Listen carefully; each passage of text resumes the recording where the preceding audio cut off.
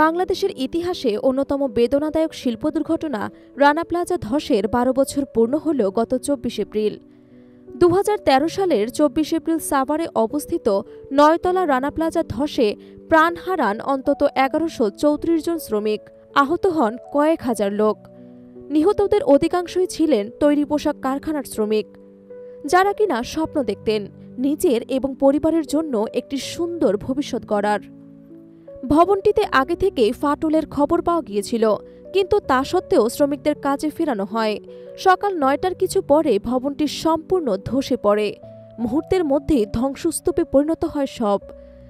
রানা প্লাজার ৮টি পোশাক কারখানা, একটি ব্যাংক এবং কয়েকটি দোকান ধ্বংস হয়ে যায়। হাজার হাজার শ্রমিক চাপা পড়েন কংক্রিটের নিচে।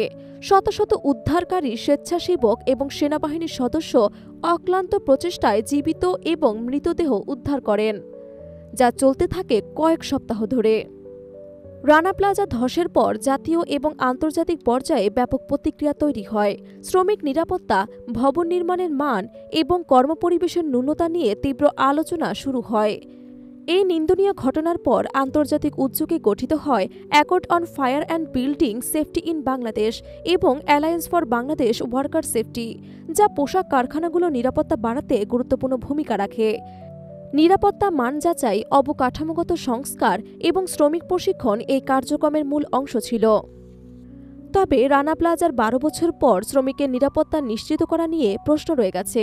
বিভিন্ন শ্রমিক সংগঠন এবং মানবাধিকার সংস্কার দাবি, আজও অনেক কারখানায় নিরাপদ কর্মপরিবেশ নিশ্চিত হয়নি।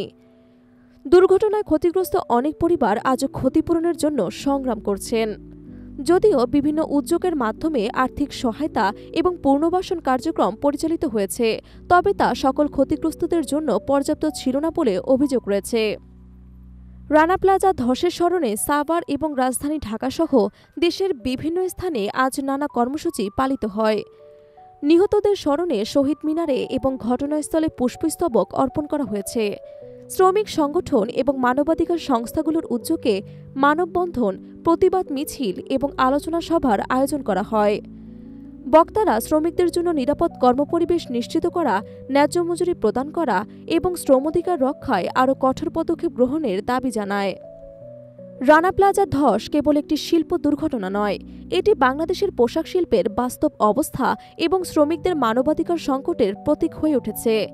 এই মর্মান্তিক ঘটনা আমাদের বারবার স্মরণ করিয়ে দেয়, প্রতিটি শ্রমিকের জীবন অমূল্য এবং তাদের নিরাপত্তা নিশ্চিত করার নৈতিক এবং মানবিক দায়িত্ব।